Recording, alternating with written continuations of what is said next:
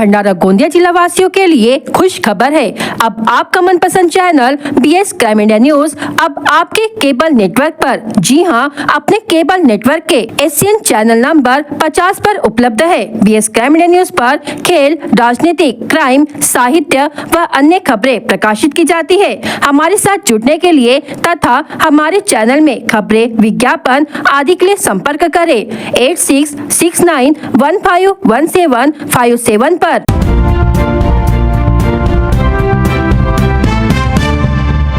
तकिया रोड पर बिजली के खंभे से टकराकर युवक कोमा में।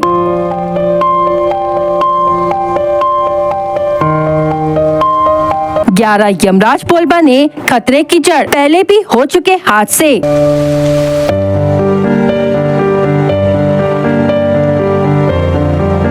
PWD की अनदेखी पर फूटा जन आक्रोश, हुआ रास्ता रोको आंदोलन।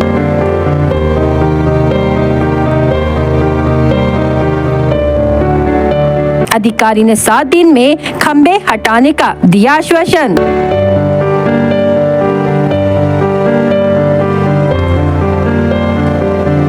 भंडारा में एक बार फिर यमराज जैसे कहर ने दस्तक दी है। तकिया रोड पर खड़े खतरनाक बिजली के पोल ने एक और बेकसूर को अपनी चपेट में ले लिया। हादसा इतना भयानक था कि वह व्यक्ति गंभीर रूप से घायल होकर कोमा में चला गया। यह घटना पूरे शहर को झकझोर कर देने वाली है। भंडारा शहर के तकिया रोड पर सालों से खड़े हैं 11 खतरनाक बिजली के पोल, जो अब यमराज पोल के नाम से कुख्यात हो चुके हैं। ये पोल रात के अंधेरे में नजर नहीं आते और लगातार हादसों की वजह बन रहे हैं। स्थानीय नागरिकों और सामाजिक कार्यकर्ताओं ने इन पोलों को हटाने के लिए लोक निर्माण विभाग से कई बार शिकायत की, लेकिन विभाग की तरफ से कोई कार्रवाई नहीं हुई। अधिकारियों ने आंखें मूंद ली और खतरा जस का तस बना रहा। अब जनता का सब्र टूट चुका है। गुरुवार को बीजेपी पदाधिकारियों और कार्यकर्ताओं ने सड़कों पर उतरकर रास्ता रोको आंदोलन किया। गुस्साए लोगों ने मौके पर अधिकारियों को बुलाया और खुलकर आरोप लगाए कि अधिकारी सिर्फ फाइलों में काम दिखाते हैं, जमीनी हकीकत में कुछ नहीं हो रहा है। लोगों की मांग है कि जब तक खंभे हटाए नहीं जाते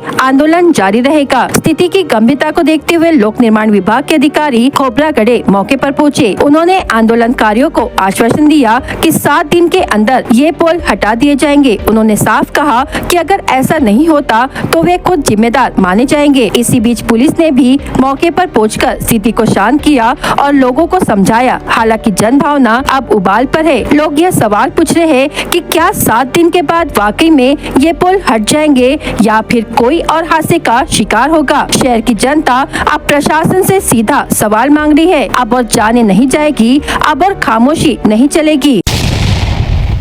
भंडारा जिले के साकोली ब्रिज पर उस वक्त अफरा तफरी मच गई जब एक तेज रफ्तार ट्रेलर गाड़ी का भीषण एक्सीडेंट हो गया। टक्कर इतनी जबरदस्त थी कि ट्रक का अगला हिस्सा बुरी तरह से पिचक गया और चालक स्टीयरिंग में फंस गया। घटना के तुरंत बाद वहां चीख पुकार मच गई। लोगों की उम्मीद और हिम्मत जिंदा थी। उस वक्त वहां से गुजर रहे दूसरे ट्रक चालक और स्थानीय लोगों ने बिना समय गंवाए मदद शुरू की। लगभग 1 घंटे की मशक्कत के बाद चालक को सुरक्षित बाहर निकाल लिया गया। ट्रक चालक के पैरों में गंभीर चोटें आई है। BS क्राइम इंडिया न्यूज की टीम मौके पर पहुंची और पुलिस को सूचना दी और ट्रैफिक को रोककर राहत कार्य में सहयोग किया। साकोली टोल की एम्बुलेंस ने घायल को तुरंत अस्पताल पहुंचाया। वहीं साकोली पुलिस ने मौके पर पहुंचकर जांच शुरू कर दी है। गनीमत ये रही कि ट्रक सड़क पर आड़ा होने के बावजूद कोई और दुर्घटना नहीं हुई। समय रहते बैरिकेड्स लगाकर ट्रैफिक को नियंत्रित कर लिया गया और हालात संभाल लिए गए। भंडारा शहर वासियों के लिए बहुप्रतीक्षित पल आ गया है। 5 जुलाई को केंद्रीय मंत्री नितिन गडकरी के हस्ते शहर के बाईपास मार्ग का लोकार्पण किया जाएगा। वर्षों से नागरिकों की यह मांग रही कि राष्ट्रीय महामार्ग क्रमांक 53 पर शहर के भीतर से भारी वाहनों की आवाजाही के कारण ट्रैफिक जाम और हादसों की गंभीर समस्या बनी हुई थी। इस समस्या के समाधान के लिए भंडारा को बाईपास मार्ग देने की मंजूरी केंद्र सरकार ने दी थी। मुजबी से पलाड़ी तक बने इस 14 किलोमीटर लंबे मार्ग का निर्माण 735 करोड़ रुपए की लागत से किया गया है। यह मार्ग न केवल शहर को राहत देगा बल्कि संपूर्ण जिले के लिए विकास की दिशा में एक महत्वपूर्ण कदम होगा। 5 जुलाई को लोकार्पण समारोह में केंद्रीय मंत्री नितिन गडकरी विशेष रूप से उपस्थित रहेंगे।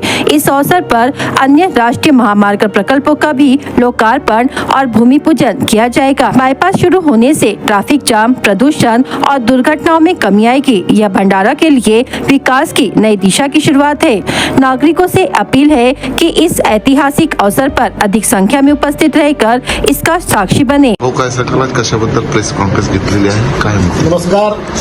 उद्या भंडारा जिल्हावासियांसाठी एक चांगली बातमी आहे आणि आमच्या दृष्टीने एक सौभाग्याची गोष्ट आहे की उद्या आमचे राष्ट्रीय नेते आणि केंद्रीय मंत्री आदरणीय नितीनजी गडकरी भंडारा शहरामध्ये भंडारा करता जो बायपास तयार झाला रस्त्याचं काम पूर्ण झालं.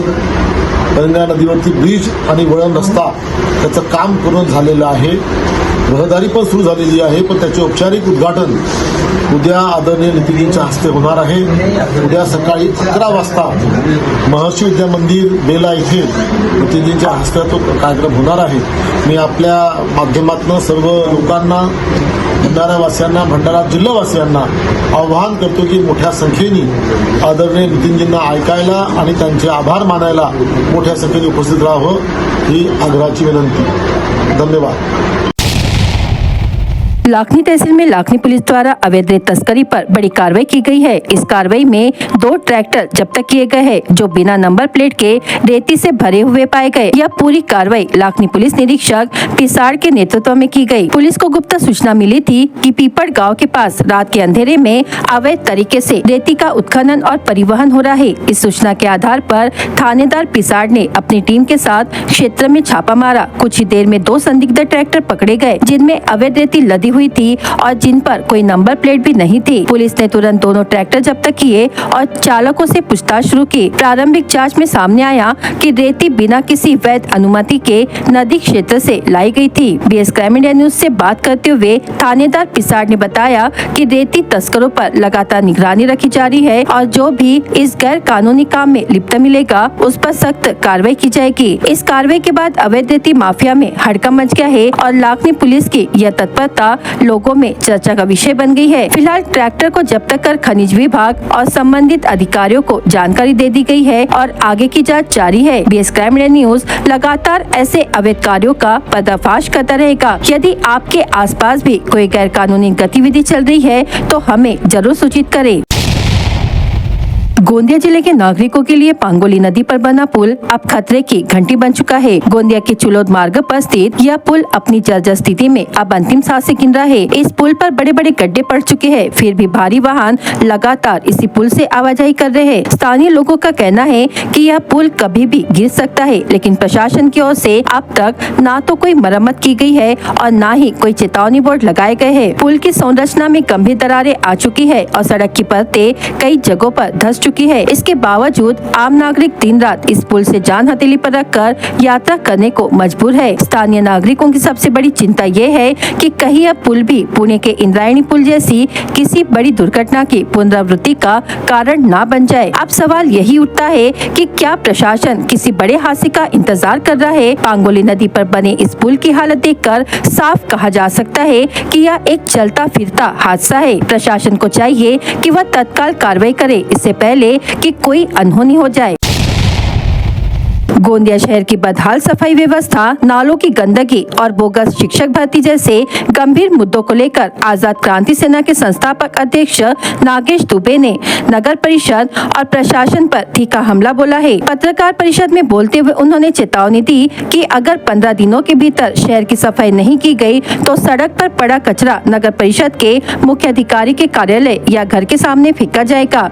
दुबे ने बताया कि बरसात शुरू हो चुकी है और शहर के नाले पूरी तरह जाम है। कई इलाकों में कचरे का ढेर जमा है जिससे नागरिकों को जल भराव और बीमारियों का खतरा है। उन्होंने जिला परिषद में हुई कथित बोगस शिक्षक भर्ती की SIT जांच की मांग भी की है। शहर में बन रही बहुमंजिला इमारतों और मॉल में फायर एग्जिट जैसी मूलभूत सुविधाओं की अनदेखी पर भी उन्होंने सवाल उठाया और सख्त जाँच की मांग की।